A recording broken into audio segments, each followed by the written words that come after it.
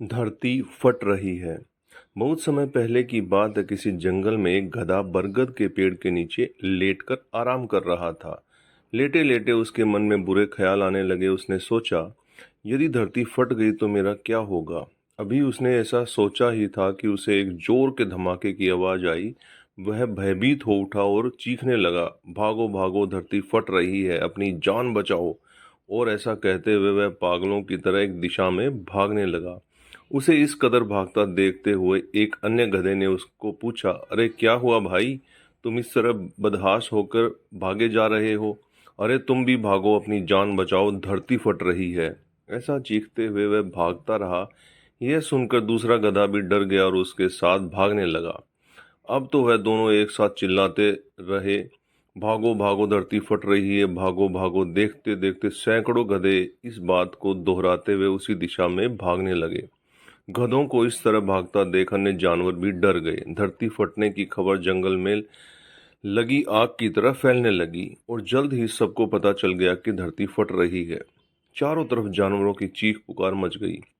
सांप, बिच्छू, सियार, लोमड़ी, हाथी, घोड़े सभी उसी झुंड में शामिल हो भागने लगे। जंगल में फैले इसे हो हुल्ला को सुन अपनी गुफा में विश्राम कर रहा जंगल का राजा शेर बाहर निकला। उसे अपनी आंखों पर यकीन नहीं हुआ कि सारे जानवर एक ही दिशा में भागे जा रहे हैं।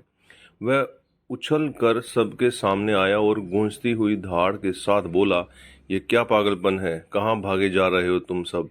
महाराज, धरती फट रही है, आप भी अपनी जान बचाइए। झुंड में आगे खड़ा बंदर बोला, किसने कहा ये सब। शेर ने प्रश्न किया। सब एक दूसरे का मुंह देखने लगे।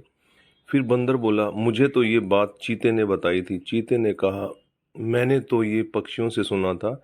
और ऐसे करते करते पता चला कि ये बात सबसे पहले गधे ने बताई थी। गधे को महाराज के सामने बुलाया गया। तुम्हें कैसे पता चला कि धरती फट रही है। शेर ने गुस्से से पूछा। मैंने अपने कानों से धरती के फटने की आवाज़ सुनी महाराज, गधे ने डरते हुए उत्तर दिया। ठीक है, चलो, मुझे उस जगह ले चलो और दिखाओ कि धरती फट रही है। ऐसा कहते हुए शेर गधे को उस तरफ ढकेलते हुए ले जाने लगा।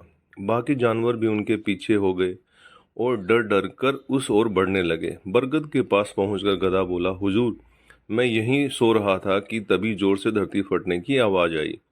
मैंने खुद उड़ती हुई धूल देखी और भागने लगा। शेर ने आसपास जाकर देखा और सारा मामला समझ गया। उसने सभी को संबोधित करते हुए बोला, ये गधा महामूर्ख है। दरअसल पास ही नारियल का एक ऊंचा पेड़ है और तेज हवा चलने से उस पर लगा एक बड़ा सा नारियल नीचे पत्थर पर गिरा। पत्थर सरकने से आसपास धूल उड़ने लगी और गधा न जाने कैसे उसे धरती फटने की आवाज समझ बैठा।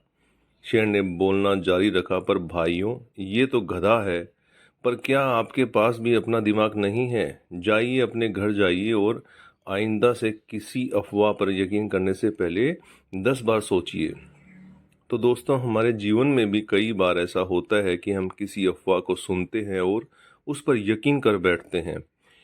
इन व्यूमर्स की चपेट में आकर हम कई बार ज़्यादा पैसे की लालच में अपनी गाठी कमाई भगोड़े कंपनियों में लगा देते हैं, तो मामले में ये दंगा और भगदड़ के रूप में कई जाने ले लेता है। इसीलिए हमें किसी गधे की बात पे यकीन करने से पहले अपना दिमाग ज़रूर लगा लेना चाहिए और ये भी समझना चाहिए कि अगर सैकड़ों लोग भी किसी गलत चीज़ को बढ़ावा दे रहे हैं तो भी वो गलत ही रहती है और उससे बचने में ही भलाई है। तो दोस्तों, ये आपको कैसा लगा नीचे कमेंट करके बताइएगा। नहीं है तो सब्सक्राइब